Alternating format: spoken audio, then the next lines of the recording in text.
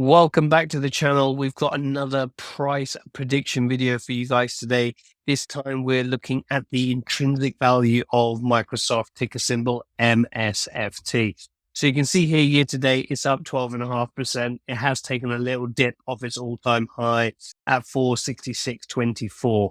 So is Microsoft a buy today, or should we be waiting until we get in and start a position on Microsoft? Well, if you want to find out, all I ask for is that you smash that like button and don't forget to subscribe. So we'll be using my OGT intrinsic value indicator. And again, this indicator is absolutely free on TradingView. The link is down below for the tutorial video, but just search up indicators, type in OGT. You'll see my suite of indicators that I've got, some technical and this intrinsic value indicator, which again uses the earnings per share of the current underlying stock, in this case Microsoft, and then we input in our assumptions, and then it spits out what the price prediction is going to be over the next 5 years in a high assumption, a medium assumption, and a low assumption, and then works its way back to today's price, what we need to be buying to achieve those results. Now, if you are brand new and you want to understand more about how this intrinsic value is calculated and all that kind of good stuff, again, the link is down below and also inside the pinned comment. So I'm not going to go through how the calculations are done. What I will be doing is showing you where I personally find the assumptions that we're going to plug into the system and where I get them from and what this kind of looks like and what I will do at certain price levels. So the first thing we want to do, we need to understand or what our prediction is of the annual EPS growth over the next 5 years. So how much is Microsoft going to grow their EPS every single year for the next 5 years? And the way we get that number, or a starting place for that number, is looking at Yahoo Finance. Now, Yahoo Finance have changed their front end view, which looks a bit more slick, a bit more, fresh, let's say. But the underlying numbers and everything is still exactly the same. What we want to do is type in Microsoft or MSFT at the top. And what we want to do on the left-hand side is click the analysis section. And what this does is it brings back all the analyst estimates, recommendation, how many analysts are viewing the stock, what the earning estimates are and revenue estimates, all these good things. Where we want to go to growth estimates. So what this does, it looks at over the current quarter, next quarter, current year, next year, next 5 years, and past 5 years of what analysts believe that earnings growth is going to be for the actual period in question. So the ones we are interested in is the next 5 years per annum. And you can see here that they believe that Microsoft will grow 14.6%. So every year on average, they will grow their EPS by 14.6%. All good. So what we want to do, or what I like to do, is use this 14.6% as the highest estimate. So I've actually gone with 14 as the high estimate. I've gone down by 2%. The medium estimate is 12 and our low estimate is 10. So once we've got those kind of locked in, we then go and understand what the PE ratio is. And the PE ratio is the price to earnings ratio. It's the price divided by its earnings to give us how their multiple of growth that they're doing for their overall earnings. And the way we find this, or the way I like to do this, is going to macrotrends.net. And what we do is we type in the ticker symbol. We want to go to price ratios and PE ratio. And what this does, it gives you the stock price, the trading 12 months net EPS, and then it's got the PE ratio.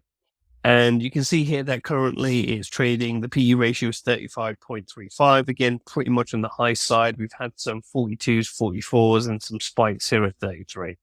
So when I look at it from, 2018 onwards, 25, 26, 26, 24, it's kind of in between that 24 to 26 mark, probably on the low end or medium end. And what I've gone for is 25 for the mid end, 20 for the real low end. Let's see when the last time it went to 20. Last time it went to 20, again, was back here in 2017. But you also got to remember as well is in 2017, they were still growing. They're a mature company. And as time goes on, they're going to get more and more mature and their growth is going to slow down, therefore lowering its PE ratio. So you tend to see PE ratios kind of go really high, spike up, then come back down. They may spike up again if they kind of pivot, go into new technologies, different things like that, and then kind of stable itself out over time. So what I've gone for is, I think it's 30 from memory. Yeah. So I've gone for a 30 for a high, 25 and 20. And again, if we look at these highs over here, you see you got 36, 33, got little spikes of 34, etc. So I think 30 at a high is a pretty decent number to kind of go in with a low of 20. Somewhere between the 20 and 30 range is where I think Microsoft's going to probably end up. And then lastly, where we want to get to is what's your return on investment. So effectively what this thing does, it calculates what your earnings is over the next 5 years.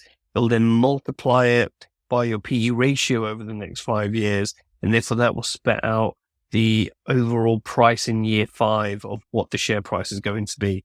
Then it works backwards by your annual return, in my case 10%, all the way back to year 1 to give you a buy price for today. Now, the reason why I go with 10% is that's roughly what the market does, 8 to 10% a year. And a lot of people ask me, well, the S&P 500 does 10% and you're going over a basket of 500 stocks. Why don't you go for a higher annual return for the risk you're taking going into an individual stock? Which is an absolutely fair argument and a fair objection. My counter argument to that is that I will be selling puts and selling covered calls. So these are option trading strategies that I will be doing once Microsoft gets close to my kind of intrinsic value number, which we'll see in a second, where I can earn an additional 5 to 10% a year. So really my annual return is 15 to 20% and not 10%, which is why I'm happy to go on the higher end of the annual return, the lower end really on the annual return of only 10%.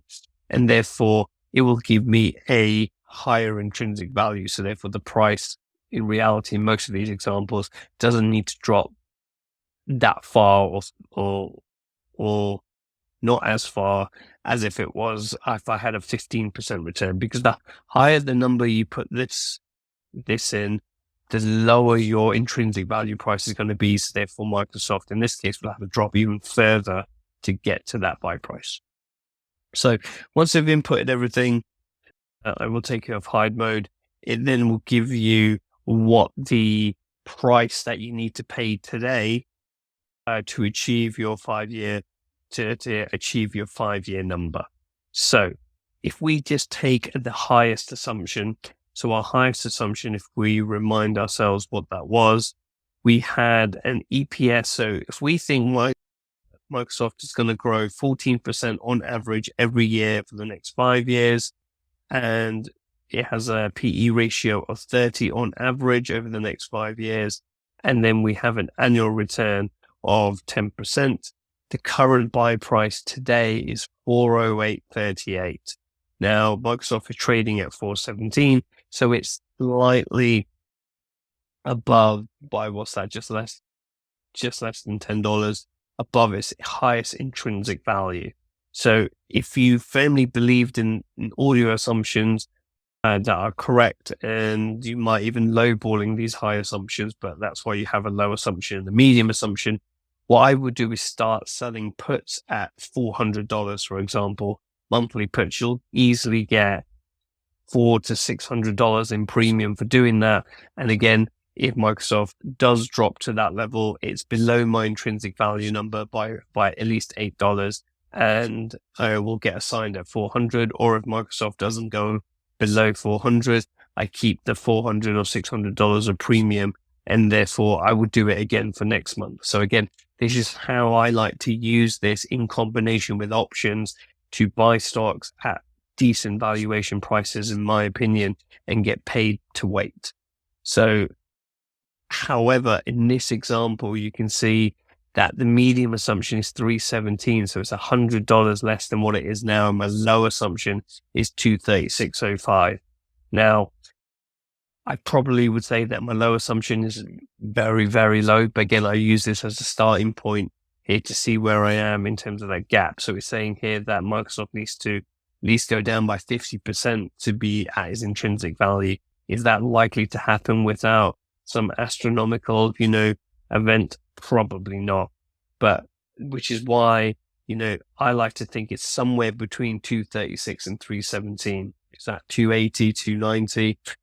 This is why I'll start selling options. If Microsoft starts to get to 320, 330, for example, then I'll start selling puts at 280, 270, 260, etc. And if it does get there and I'm still not happy with the price, I can always roll out the options by another month and hopefully roll the option down to a lower strike. So again, I will not be selling puts at 408 for like the 380, for example, the 370, because I just don't believe that that's the right value that I would love to own shares.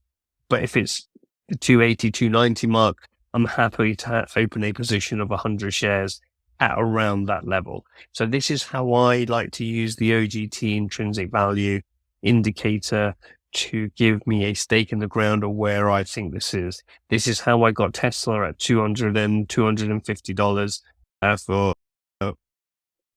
per share for 100 shares. This is why I've got 400 shares at $55 for PayPal.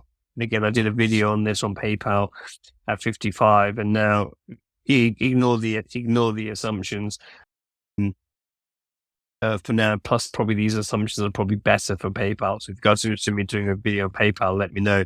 PayPal's now currently trading at 72. So again, I'm in decent amount of profit after it dropped from its 3. Imagine if PayPal went back to 307, that's 150K right there. So, this is why I'm patient to wait and sell options and acquiring shares and getting assigned my puts, etc., at these decent valuations. So again, this is how we use the intrinsic value indicator for our benefit. So this will work on any stock that has a positive trading 12-month EPS. So we did it last week on Palantir. So if you're interested in watching that video, again, it's up on the screen now.